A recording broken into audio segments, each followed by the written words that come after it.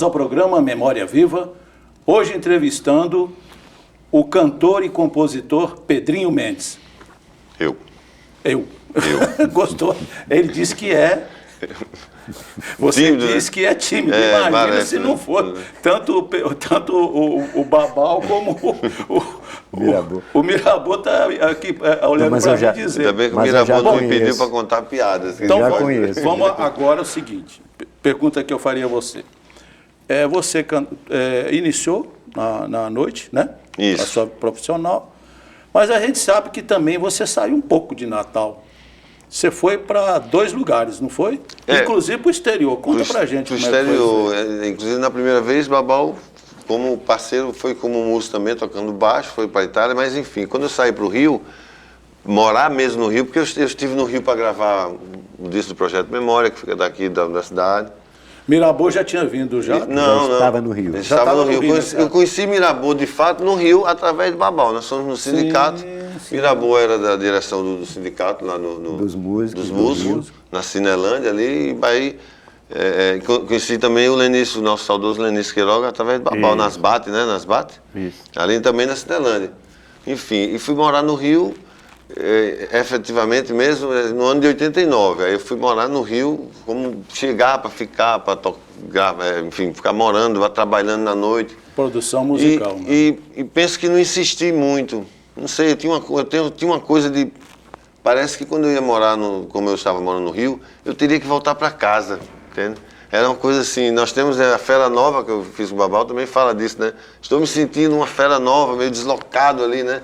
Domada e sob o sol vermelho daqui, né? A gente vê que Babal acompanhou muito isso. O Babal temos uma parceria mais direta, porque o Mirabô, o Mira já estava fora, São Paulo, Rio há mais tempo. E eu fui morar, já conhecia, Babal já era, né? Já éramos músicos por aqui. Babal também, nesse período, estava no Rio, mas não, né, Babal? 89? Estava morando aí? Não, estava aqui na Natal. Mas morei, inclusive, num apartamento de um amigo nosso, onde Babal passou um tempo também, na Edmundo Lins, né? Isso.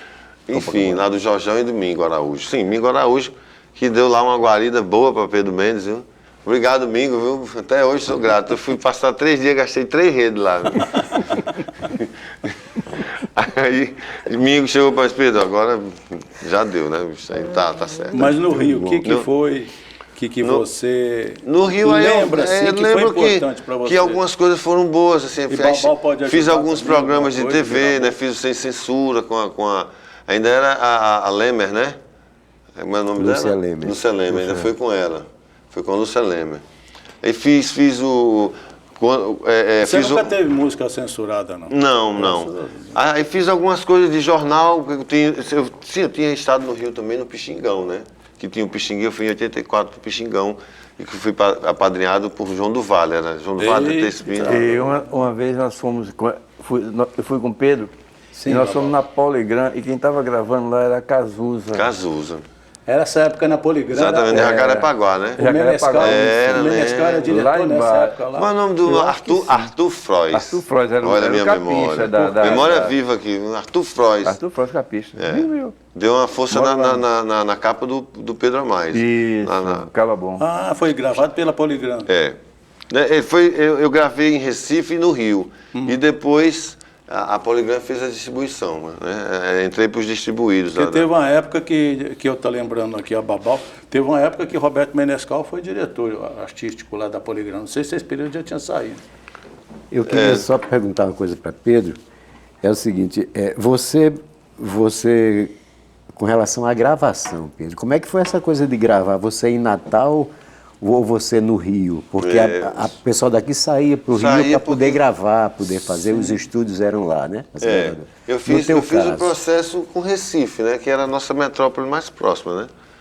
Assim, já existiam estúdios em Recife, supostamente aí, tal qual o Rio, mas um pouco menores, mas já atendia, né? Já eram Recife, Salvador, tinha estúdio. Aí eu gravei o Esquina do Continente, que está fazendo 30 anos, exatamente em Recife, no final de 86 para lançar o disco em 87. Aí a gente saía, né? Porque aqui a gente não tinha. Nós tínhamos aqueles... não era digital, era analógico, né? aquelas fitas largas e tal. Eu acho que era Tony. Tony aqui era quem tinha um gravador de 4 canos, duas pistas, 4 pistas. 4 pistas. Aí a gente ia para Recife, já pegava 8, pegava 12, 16 canais. Isso. Aí eu gravei em Recife, depois fechei o Esquina do Continente no estúdio Sonoviso. Ali na Central do Brasil, ali próximo do Balanço Mas Não Cai, ali nos padres. Perto do Sambódromo. Exatamente, na Sapucaí ali. Morei ali. Pois é, fechei lá.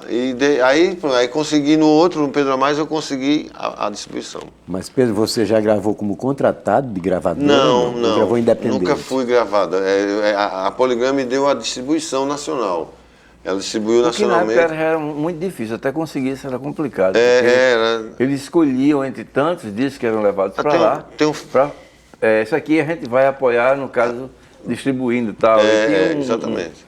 Eu conquistei isso quando eu levei o material, a gerente me pediu o material e disse, olha, e teve uma reunião para isso. E eles contrataram Cássia Eller e Selma Reis. Ou seja, se tivesse um terceiro contratado, seria eu. Que eles gostaram, houve uma convenção, nos dias que eu estava mostrando o material, tanto que eu já nem paguei mais a prensagem.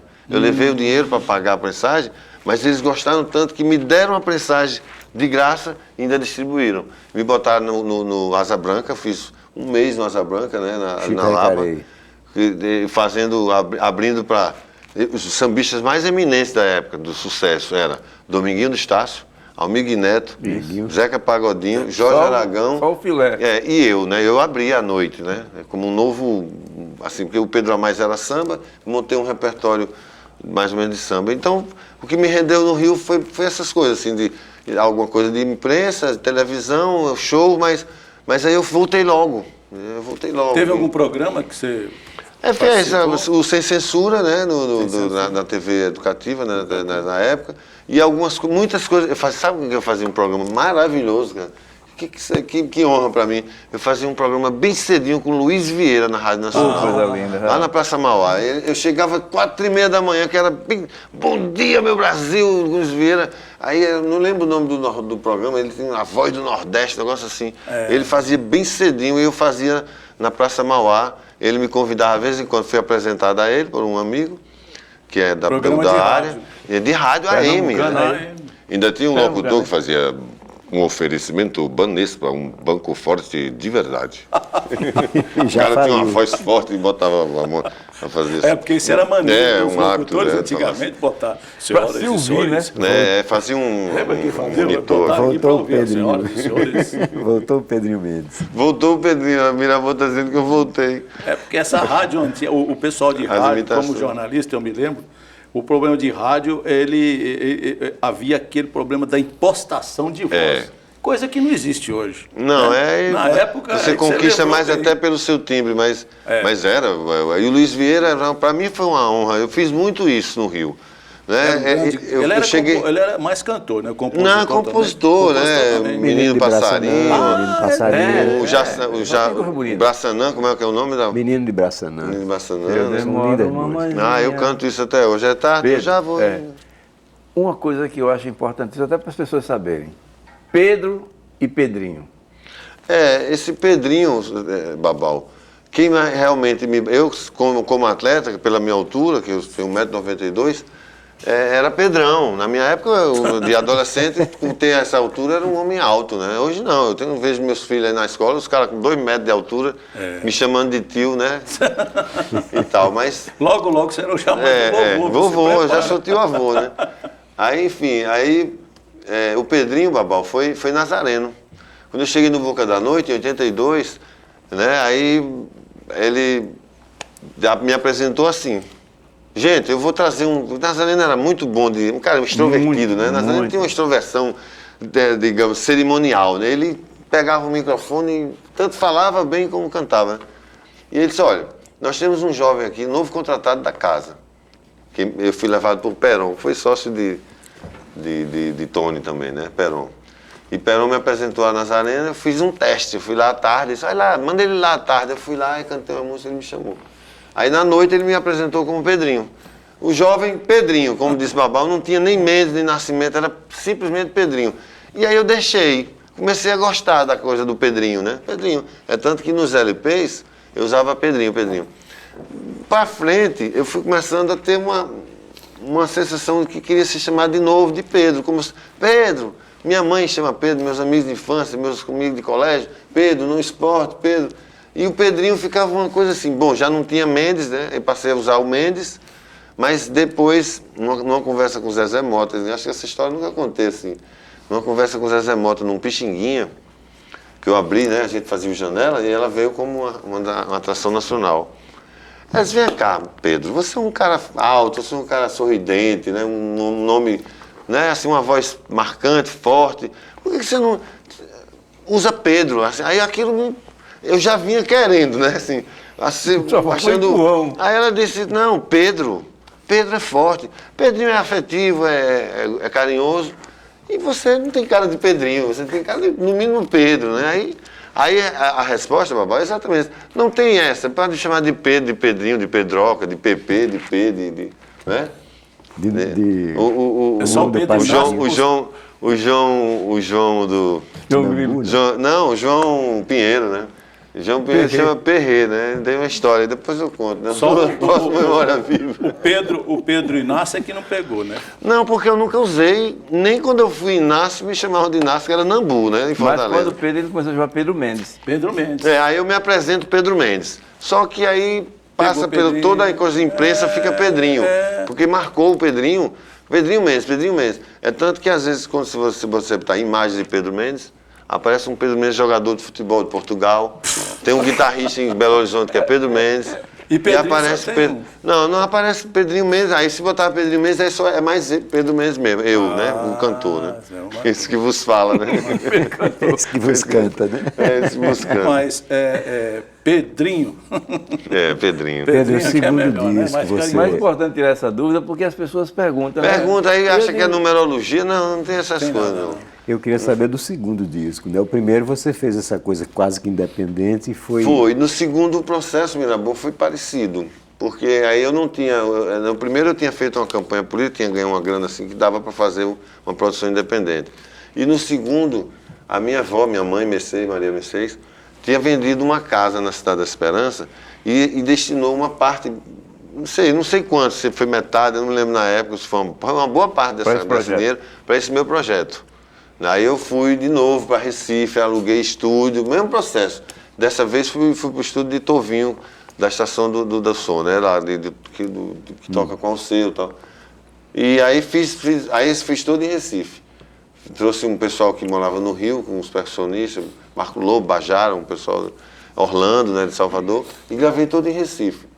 O Pedro Amais, né? Que tem o Negro Professor, que tocou bem. Ele tem o Baião de Dois nesse disco, que tocou muito em Campina Grande. Em Natal nunca tocou. Ele foi 5 anos, ficava entre aquela época, o auge do forró, do Espásio em Campina Grande, e a música na Correia FM e na Campina Grande FM, tinha um distribuidor da Poligan lá, o Barbosa, que me deu uma força grande. E a música ficou tocando como se fosse um sucesso. Tocava uma de Capilé, uma de Acisão, e tocava Pedrinho. Tocava Pedrinho. O cara botou... Aí como diz, bombou, né? Massificando. Eu queria perguntar outra coisa a você, Pedro. Você falou assim que em Recife tocou. Eu quero saber o seguinte, como é que você vê essa coisa daqui em Natal, a música de Natal não aparecer? Isso.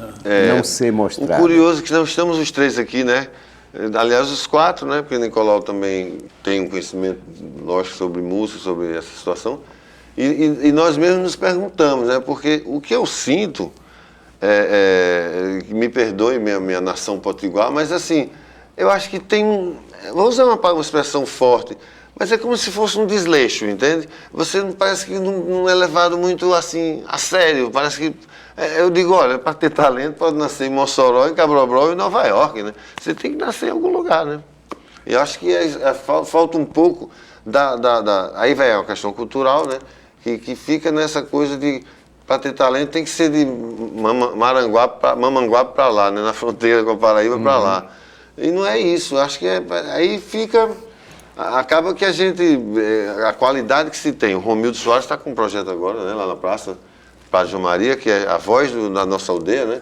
Ele bota um pendrive lá Com 180 só com música músicas. potiguar. Toda segunda-feira na praça, ninguém quiser uma dica boa aí, na Praça Padre João Maria, às 4 horas, em frente à Estação do Cordão. Bom, a gente está chegando ao final do programa. Você sabe que televisão, infelizmente, é assim, né? Que você tem um limite. E o papo fica bom numa roda dessa aqui. E aqui, se a gente continuasse aqui, seria excelente. Faz a parte 2. Você sabe que eu gosto muito de música também. Mas eu quero agradecer a sua presença aqui, eu que agradeço, a sua disponibilidade, a de Mirabô e também a de Babal. Eu acho que é um assunto que a gente pode voltar depois, é exatamente sobre isso, sobre como está a música potiguar, né?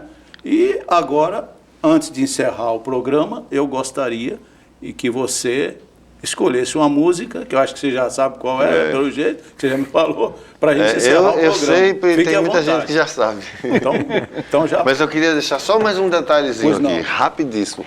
No ano de 1981, quando eu compus essa música, eu mostrei ela pela primeira vez na minha vida numa televisão, foi na TV Universitária. Com Luiz Lobo, num programa chamado Botequim. Lá na Princesa Isabel. Tá vendo aí, produção? Confere. Importante.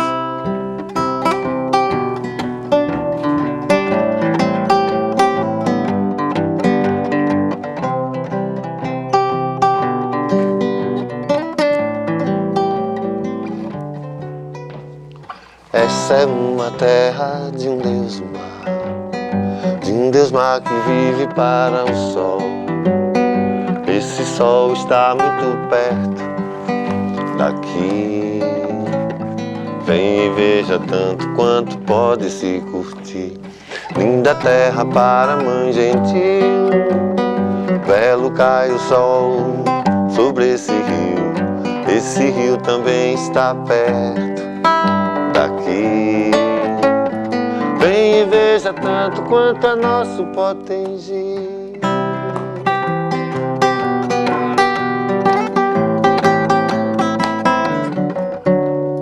Sempre que estiveste por aqui, não observaste o nosso ser, nem aproveitaste o lindo olhar ao céu.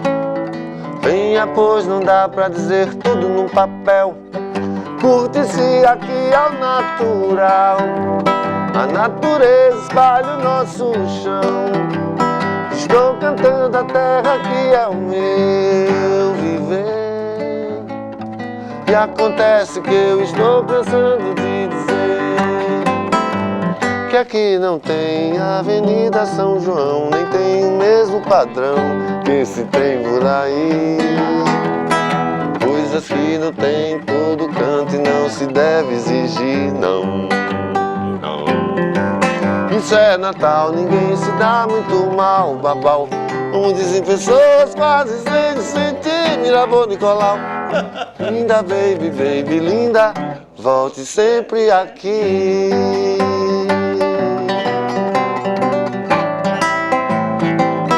Volte sempre aqui. Linda, baby, baby, linda, volte sempre aqui.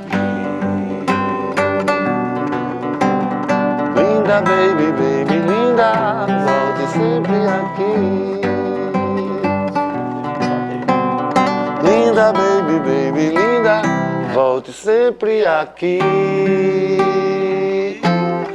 Ho, ho, ho. Não é Natal?